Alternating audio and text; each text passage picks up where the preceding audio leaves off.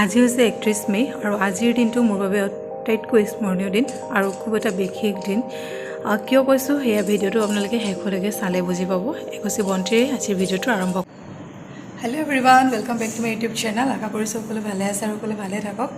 আজি ৰাতিপুৱাই গা পা ধুই ওলাইছোঁ মন্দিৰলৈ যাবলৈ, যিহেতুকে আজি হৈছে 31 মে আৰু আজিৰ দিনটোতে প্ৰায় 20 বছৰ হ'ল মোৰ দেউতা ঢুকুৱা। প্ৰায় 20 বছৰ নহয়, আচলতে 20 বছৰে সম্পূৰ্ণ হ'ল আজি। আৰু খুব সৰুতে দেউতাক হেৰুৱাইছোঁ। আৰু আজিৰ দিনটোত যিহেতুকে চাকৰি সূত্ৰে দূৰত থাকোঁ, গৈ ঘৰত মানে সকামত ভাগ ল'ব নোৱাৰোঁ, সেই নিজাববীয়াকৈ মন্দিৰত যি পাৰোঁ কৰি আহিছোঁ ইমান দিনে। আৰু সেই আজিও একেই মানে যাবলৈ লৈছোঁ মন্দিৰলৈ, এগছি বন্তি এভাগি শৰাই আগবঢ়াবলৈ।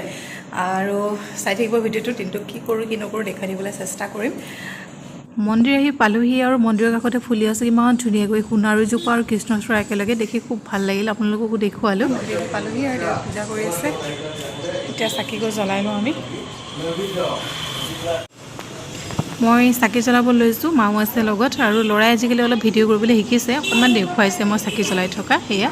আৰু মই তাক কৈছোঁ অকণ মন্দিৰ ভাগো দেখুৱাই দিয়া। সি এতিয়া লাহে লাহে পৰা হৈছেগৈ আৰু ভালেই হৈছে, অকণমান শিকিছে যিহেতু। কেতিয়াবা মোৰো সহায় হৈ যায়, আনে ভিডিঅ'বিলাক কৰি দিলে ভাল হয়, নিজে কি কৰি আছোঁ দেখুৱাবলৈ। আৰু এয়া হৈছে আমাৰ কাষতে থকা গণেশ মন্দিৰ ভাগ, আপোনালোককো দেখুৱাই দিছোঁ। জ্বলাই এতিয়া আৰু এইফালে লাডু দিছিলোঁ, ঘূৰাই বহুত লাডুও পালোঁ আমি। এতিয়া যাওঁগৈ ঘৰলৈ, চাহকাপ খাই যাওঁ ক'ৰবাত, তাৰপিছত ঘৰলৈ গৈ আছোঁ।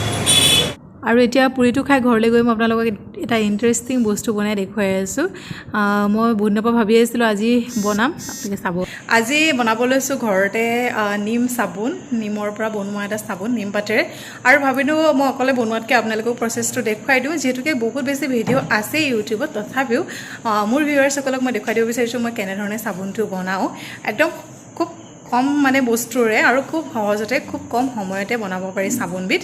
আৰু আহক ভিডিঅ'টো ষ্টাৰ্ট কৰোঁ, আপোনালোক দেখুৱাওঁ মই আৰু কি কেনেকৈ বস্তু লাগিছে এবাৰ ডিটেইলছত দেখাই লৈছোঁ। প্ৰচেছটো দেখুৱাই আছোঁ ৰ'ব। আৰু আমাৰ স্কুলৰ পিছফালে আছে এজোপা ধুনীয়া ডাঙৰ নিম, আৰু নিমৰ ছাঁ খুব বেছি ভাল হয়, ঠাণ্ডা কৰি ৰাখে জেগাডোখৰ।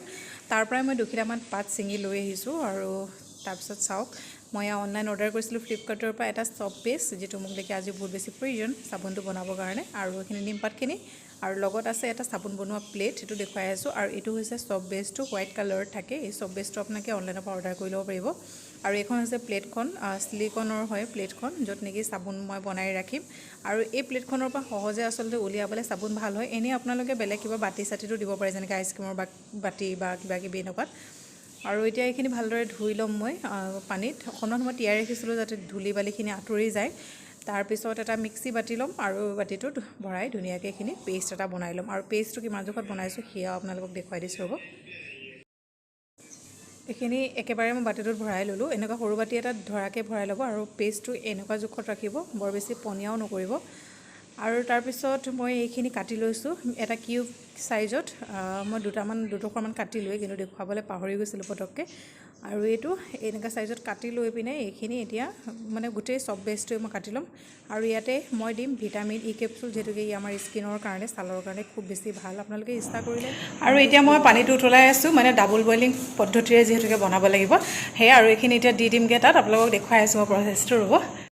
প্ৰথমতে মই এটা চচত পানী গৰম কৰি লৈছোঁ আৰু এইখিনি উতল অহাত মই ইয়াতে বহাই দিছোঁ যিখিনি মই কাটি লৈছিলোঁ কিউব আকাৰৰ চব বেছখিনি, সেইখিনি এটা চচত। মই এটা পুৰণা চচ ব্যৱহাৰ কৰিছোঁ চচপেনটো, যাতে মানে এইটো আকৌ পিছত ব্যৱহাৰ কৰিব নলগীয়া নহয়, অকল চাবোন বনাবলৈকে ব্যৱহাৰ কৰিম।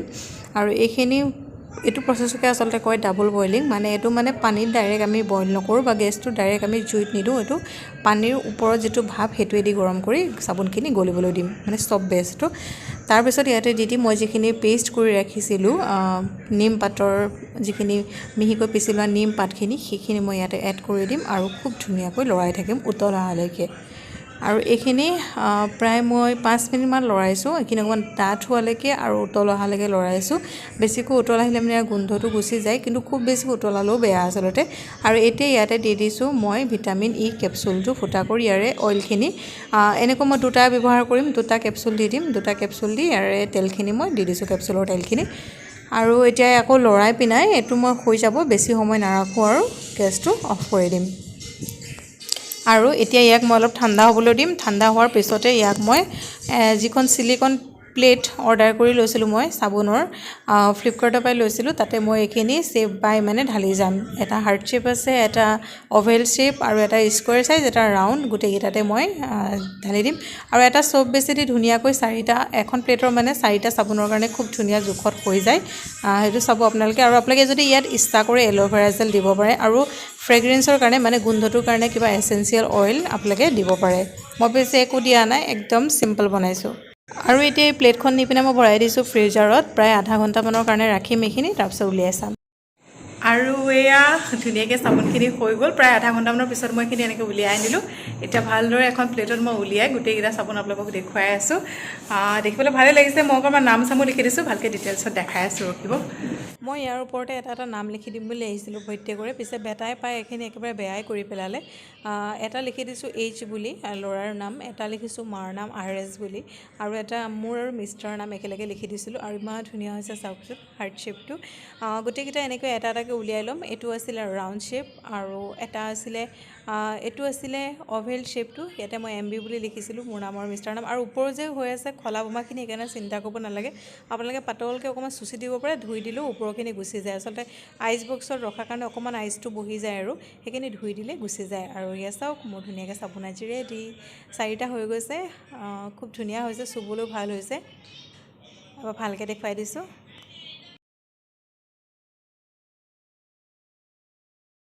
আৰু এয়া মোৰ চাবোনকেইটা খুব ধুনীয়াকৈ কম মানে বস্তুৰে সহজ পদ্ধতিৰে বনালোঁ চাবোনকেইটা আৰু খুব ধুনীয়া হ'ল আচলতে দেখাটো ভাল লাগিছে আৰু যেনেকৈ ভাবিছিলোঁ তেনেকৈ হ'ল ভাল লাগিছে এতিয়া মই বেলেগ বেলেগ কিবা কিবি ট্ৰাই কৰিম আপোনালোককো দেখুৱাম বাৰু আৰু এতিয়া বেটাই এটা লগাই চাইগৈ বোলে তাক এটা দি দিওঁ আৰু আমাৰ বেটাই এটা লগাই গ'ল হাৰ্ট শ্বেপটোৱে এইটোৱে অকণমান সি ব্যৱহাৰ কৰি গ'ল মুখে চুখে লগাই গ'ল তাৰপিছতো মই ভাবিলোঁ এবাৰ আপোনালোকক দেখুৱাওঁ আপোনালোকৰ সন্মুখত এবাৰ মই চাবোনটো ব্যৱহাৰ কৰি দেখুৱালে বেছি ভাল হ'ব মানে কিমান ফেন ওলায় ফোমটো কিমান হয় সেইটো আপোনালোকক এবাৰ দেখুৱাবলৈ মন গ'ল আৰু এয়া পানী দি থাকিলে সঁচাকৈ ফেন ওলাই আছে যিখিনি নৰ্মেল চাবোন এটাই ফেনাব লাগে যথেষ্ট যিহেতুকে এইটো ঘৰতে বনোৱা চাবোন আৰু বহুত বেছি বস্তু ব্যৱহাৰ কৰা নাই মই ইয়াতে যদি আপোনালোকে ইচ্ছা কৰে ফমিঙৰ কাৰণে কিবা এনেকুৱা অৰ্ডাৰ কৰি ল'ব পাৰে ফোম ওলাবলৈ আৰু যদি স্মেল লাগে আপোনালোকৰ স্মেলৰ কাৰণে কিবা ব্যৱহাৰ কৰিব পাৰে কিন্তু হাতখন চফা হৈছে আৰু মই হাতখন ধোৱাৰ লগতে মুখখনো ধুই আহিলোঁ চাওকচোন অকণমান হ'লেও ধৰিব পাৰিছে চাগে মোৰ কিন্তু খুব ভাল লাগিছে বহুত বেছি পৰিষ্কাৰ লাগিছে আৰু ফেনাইছেও যথেষ্ট মই নেফেনাব বুলি আহিছিলোঁ কিন্তু অকণমান স্মেলটো মানে কি আৰু নিমপাতখিনি ডাইৰেক্ট দি দিয়া হৈছে সেইকাৰণে অকণমান নিমপাতৰ মানে গোন্ধটো আহি আছে অকণমান নাকত লাগে আৰু কিন্তু বেয়াও নহয় দিয়কচোন গোন্ধটো আৰু অকণমান মুখত সোমালে তিতা লাগে তাৰ বাহিৰে একোৱেই নাই কিন্তু খুব ধুনীয়াকৈ চাফা হয় ক্লিন হয় আৰু ভাল লাগিছে মোৰ বহুত বেছি সেয়া আৰু হাতবিলাকো বহুত ধুনীয়া চাফা হৈছে